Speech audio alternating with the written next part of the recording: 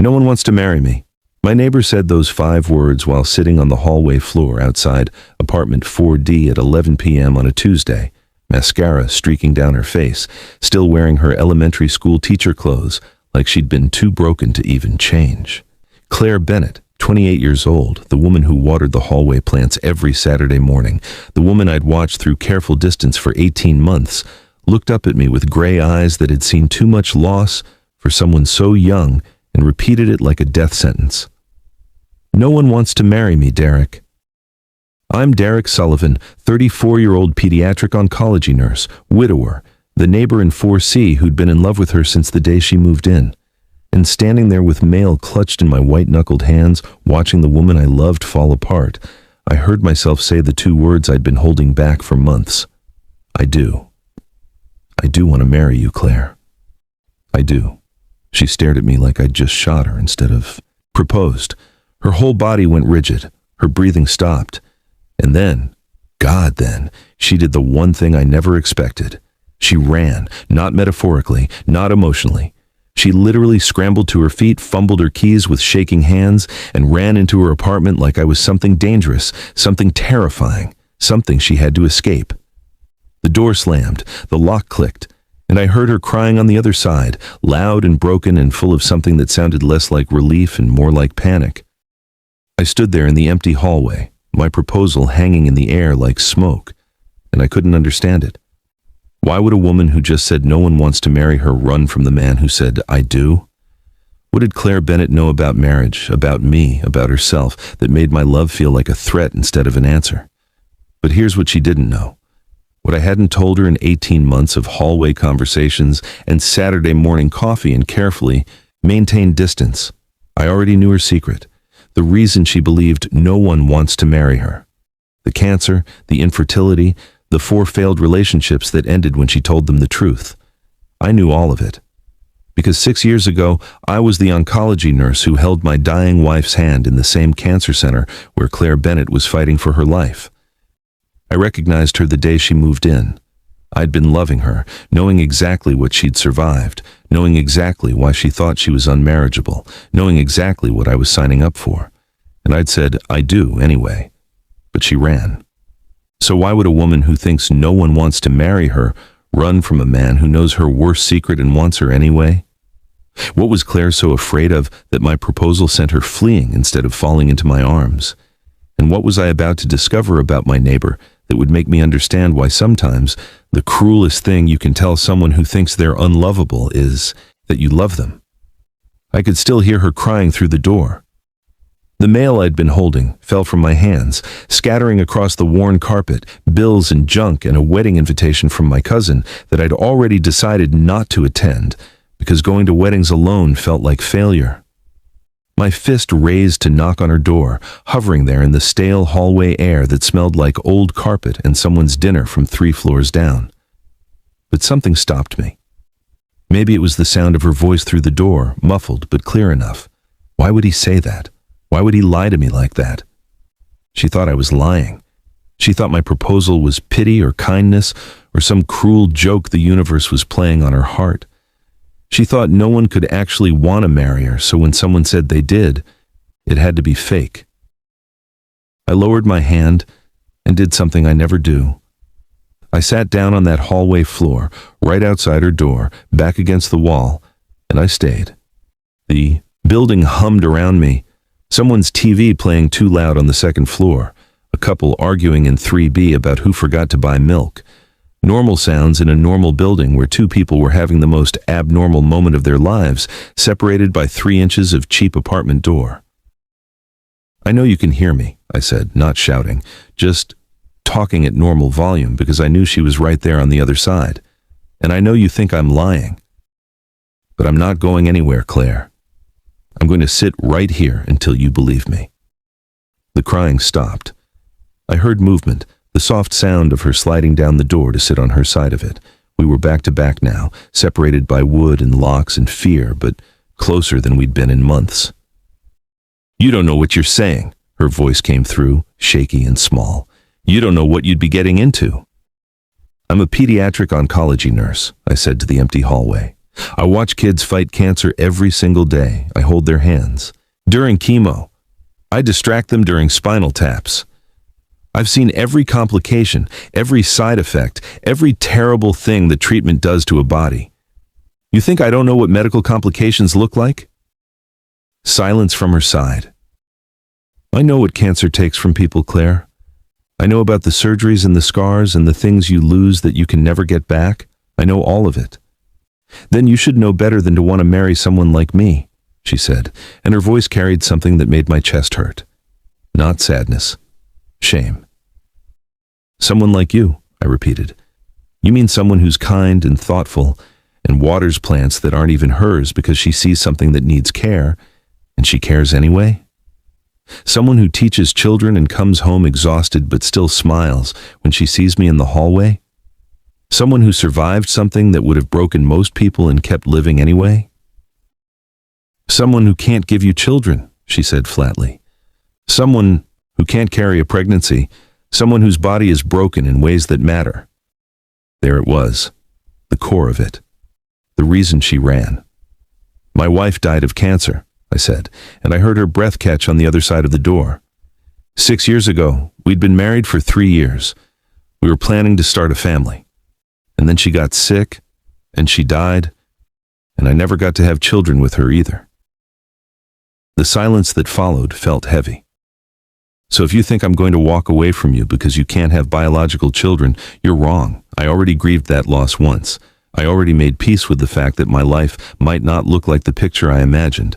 And I'm telling you right now, sitting on this dirty hallway floor at midnight, that I would rather have a life with you and no children than a life with anyone else and a dozen kids. Derek.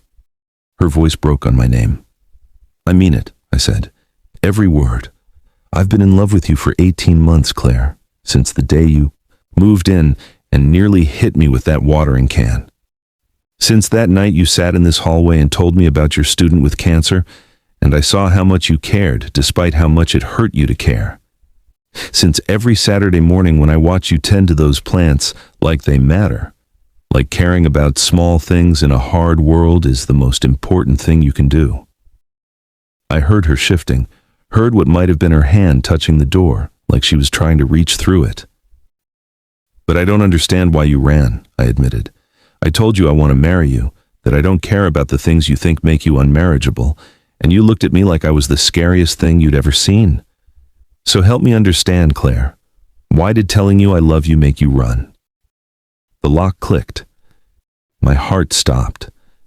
The door opened slowly, and there she was, sitting on her side of the threshold in pajamas now, eyes swollen and red, looking at me with something in her expression. He couldn't read. Not fear anymore, not shame, something else entirely. Because you're the third person to propose to me, she said quietly, and the other two took it back. The world tilted. What? I've been proposed to twice before, Claire said, and her voice was steady now, controlled, like she'd rehearsed this speech in her head 1,000 times.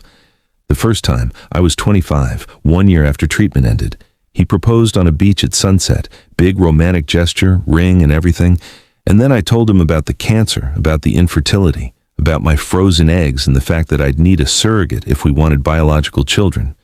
And 3 days later, he gave the ring back and said he'd made a mistake, that he wasn't ready for that kind of complication. My hands curled into fists. The second time, I was 26. He knew about the cancer from the beginning. Said it didn't matter. Proposed 6 months into dating. I said yes. We started planning a wedding. And then his mother found out, and she sat him down and explained all the reasons why marrying a cancer survivor was a bad investment. Medical bills, potential recurrence, the fertility issues, the way it would complicate their family planning. And he called off the engagement 2 months before the wedding. Claire, so when you said, "I do" tonight, when you stood there in this hallway and told me you wanted to marry me, all I could think was, how long until he takes it back? How long until Derek realizes what he's actually offering to sign up for and decides it's too much? How long until I start planning a life with someone who says they love me despite everything, only to watch them leave when they realize despite everything is harder than they thought? She wiped her face with her sleeve. I ran because staying and believing you felt more dangerous than running and protecting myself. Because I can't survive having another man look me in the eyes and say I'm worth marrying, only to take it back when reality sets in. I can't do it again, Derek. I can't. I looked at this woman I loved, this woman who'd been proposed to twice and abandoned twice, this woman who'd learned that I do from a man's mouth meant I don't when reality hit. And I understood. She didn't run because she didn't want me. She ran because she wanted me too much. And wanting things that get taken away was the most dangerous thing she knew. I'm not taking it back, I said. You say that now. I'm not taking it back, I repeated, and I moved closer, close enough that our knees were almost touching across the threshold of her apartment. And I'm going to prove it to you. Not with words, because words have failed you before, but with time, with showing up, with staying even when it's hard, with being the person who doesn't run when you tell me your worst fears. Claire shook her head. You don't have to prove anything. You don't owe me anything just because I'm broken. You're not broken. I cut her off and my voice came out harder than I meant. You survived, there's a difference. And the men who proposed and took it back, they didn't deserve you in the first place, but I'm not them, Claire. And I'm going to show you that. She looked at me for a long moment, searching my face for something. A lie, maybe. A crack in my certainty. Some sign that I was going to change my mind. Why? She finally asked. Why do you want to marry someone you think is going to spend the whole relationship waiting for you to leave? And that's when I knew I had to tell her, had to risk everything on the truth I'd been holding back for 18 months. Because I already know you, I said slowly. I've known you longer than you think. Her face went pale. What does that mean? 6 years ago, I worked at Memorial Cancer Center. I was there the same time you were getting treatment. I saw you in the waiting room, Claire. I saw you crying in the hallway after a bad scan. I saw you being wheeled into surgery. I didn't treat you directly. You had a different oncology team, but I saw you. And I remembered you when you moved in next door because I never forget my patients' faces, even the ones I didn't personally care for. Claire's hand went to her mouth. So when I said I know what cancer takes from people, I didn't just mean professionally. I mean, I watched you survive it. I watched you fight through something that would have destroyed most people. I watched my wife die from the same disease you beat, and when you moved in next door, I recognized you immediately. You knew? Her voice came out strangled. This whole time you knew who I was? Yes. And you didn't tell me? No. Why not? I took a breath. Because I didn't want you to think I was only interested in you because of the cancer connection. I didn't want you to feel like I saw you as my second chance at saving someone I couldn't save the first time. I wanted you to know me, to trust me, to let me in. As Derek the neighbor, not Derek the nurse who remembers you from the worst time of your life. Claire stood up fast, backing away from the doorway. So this whole time, our coffee dates and hallway conversations, and you shoveling my parking spot, you were what? Observing me, studying me, feeling sorry for the cancer patient who survived? No, I stood too. I was falling in love with you. You don't fall in love with someone you've been lying to for 18 months. I didn't lie, I said. I just didn't tell you something I probably should have, but everything else was real, Claire. Every conversation, every moment, every feeling, all of it was real. She stared at me, and I watched a dozen emotions cross her face. Betrayal, confusion, anger, something that might have been hope fighting against fear. I need you to leave, she finally said. My heart cracked. Claire, I need you to leave, she repeated, firmer now. I need to think. I need to process the fact that my neighbor who just proposed to me has actually been watching me for 18 months, knowing things about my medical history that I didn't tell him. I need you to go, Derek. Please. I wanted to argue. Wanted to explain that knowing her from the cancer center wasn't creepy or calculated. It was just the painful coincidence of two people whose lives had been touched by the same disease crossing paths again. Wanted to tell her that I'd fallen in love with who she was now, not who she'd been in that treatment chair. But she was asking me to leave. And the one thing I'd promised was to prove I could stay when things got hard. And sometimes staying means respecting when someone needs space. Okay, I said. I'll go. But I meant what I said, Claire. I'm not taking it back. I'm not those other men, and when you're ready to talk again, I'll be right next door. I walked to my apartment, unlocked my door, and went inside. And then I did something I hadn't done since Sarah died. I cried. Not because Claire had asked me to leave, but because I'd finally told her the truth, and the truth had hurt her instead of freeing her. Because I loved a woman who'd been taught that love comes with conditions and expiration dates. Because I'd proposed to someone who couldn't believe anyone would actually want to marry her. And then I'd proven her fears right by revealing I'd been keeping secrets. I'd told her I wasn't taking it back. But as I sat in my dark apartment listening to the silence from next door, I wondered if it mattered. Because how do you prove to someone that you'll stay when they've spent years learning that everyone eventually leaves? 3 days passed and Claire didn't leave her apartment. I know because I listened for her. Listened for the sound of her door opening at 6:45 a.m. for work. Listened for her footsteps in the hallway. Listened for the Saturday morning ritual of watering the plants that she'd maintained for 18 months without fail. Nothing. The plants started wilting by Friday. The fern on the east windowsill drooped, leaves turning brown at the edges. The succulent she'd placed in the corner looked dull, lifeless. Every morning I walked past them going to work, and every morning they looked worse, and every morning I wanted to water them myself, but I didn't because those were Claire's plants, Claire's ritual, Claire's way of caring for something in a building that nobody else cared about. And if I took that from her, even to help, it felt like I was saying she couldn't come back from this. On Thursday night, I came home from a 14-hour shift, lost another kid, a 6-year-old named Marcus who'd fought neuroblastoma for 2 years and died holding his mother's hand, asking if heaven had dogs. And I found myself standing outside Claire's door before I realized I was there. No sound from inside, no light under the door, just silence that felt heavier than it should. I almost knocked, almost pressed my hand to that door and asked if she was okay, asked if she was eating, asked if she needed anything. But the last thing she'd said to me was, "I need you to leave," and I'd promised to respect that. So instead, I left groceries outside her door. Not a note, not an explanation, just the basics I'd noticed she always bought. Greek yogurt, strawberries, that expensive granola she liked, the tea that smelled like vanilla, and something floral that I'd learned to recognize as her scent. I left them there and went inside my apartment and wondered if she'd even take them. An hour later, I heard her door open. Heard the rustle of bags being picked up, heard her door close again. She'd taken them. It wasn't much, but it was something. Friday morning, I watered the hallway plants before work. I'd held out as long as I could, but watching them die felt like watching her give up, and I couldn't do it. So I filled her watering can from the janitor's closet and I gave them what they needed, and I told myself it was just plants, just keeping something alive, not a metaphor for anything else. But it felt like a metaphor. I was getting into my truck to leave for my shift when I saw her mother's car pull into the parking lot. Patricia Bennett.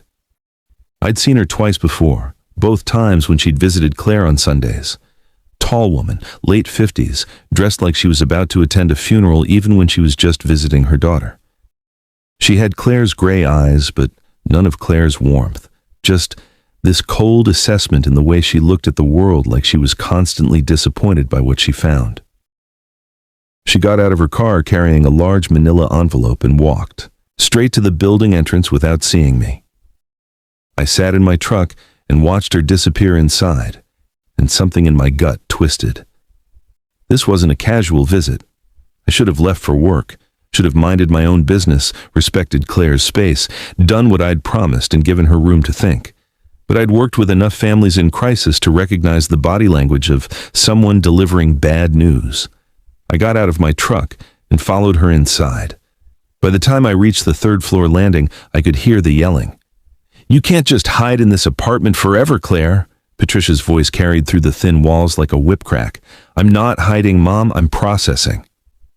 Claire's voice, quieter, tired, but with steel underneath. "Processing what? The fact that your neighbor propositioned you? Claire, the man is clearly unstable. Proposing to someone he barely knows? That's not romantic, that's concerning." I stopped on the stairs. I should have kept. Walking. Should have gone to work, should have let Claire handle this alone. But something kept me frozen there, listening. He didn't proposition me, Claire said. He proposed. There's a difference. Is there? Because from where I'm standing, it sounds like your neighbor took advantage of you having an emotional breakdown to insert himself into your life in a completely inappropriate way. That's not what happened. Then explain it to me, Patricia cut her off. Explain why a man you've known for 18 months suddenly decides he wants to marry you the moment you're vulnerable and crying in a hallway. What does he want from you, Claire? Because men don't just propose out of nowhere without an agenda. Silence from Claire's side. That's what I thought, Patricia continued, and I could hear her moving around, probably pacing Claire's small living room the way she did when she was building to something. Which is why I brought these. What are those? Applications, Patricia said. For the surrogate program at the fertility clinic, I've already contacted 3 agencies. With your frozen eggs, we can start the process immediately. You can still have biological children, Claire. You can still have a normal family. You just need to stop sabotaging yourself by settling for men who clearly have ulterior motives. Ulterior motives, Claire repeated, and her voice had gone flat. You think Derek proposed because he has ulterior motives. I think Derek proposed because he saw an opportunity, Patricia said bluntly. You're vulnerable, you're lonely, you've convinced yourself nobody wants to marry you. Along comes your neighbor with a hero complex, and suddenly he's your savior? Claire, you're smarter than this. You don't know him. I don't need to know him to see the pattern, Patricia interrupted. This is exactly what happened with Brian. He said all the right things, made you feel special, proposed, and then left the moment things got complicated. At least Derek is showing his true colors early by making a proposal he clearly hasn't thought through. I should have walked away, should have let Claire defend me or not defend me, should have respected her space and her privacy and the boundary I'd promised to maintain. But hearing someone call my proposal a manipulation tactic, hearing Claire's mother reduce the most honest thing I'd ever said to an agenda, made something snap inside me. I knocked on Claire's door. The conversation inside stopped immediately. Claire, I called, it's Derek. I know I said I'd give you space, but I can hear your mother through the walls and I need to say something. Silence. Then footsteps. The door opened. Claire stood there in sweatpants and one of those oversized sweaters she wore when she was trying to disappear, looking exhausted and fragile, and like she hadn't slept since Tuesday. Behind her, Patricia stood with her arms crossed, holding those manila envelopes like weapons. Mr. Sullivan, Patricia said, my name crisp and cold. How convenient that you're eavesdropping on a private conversation.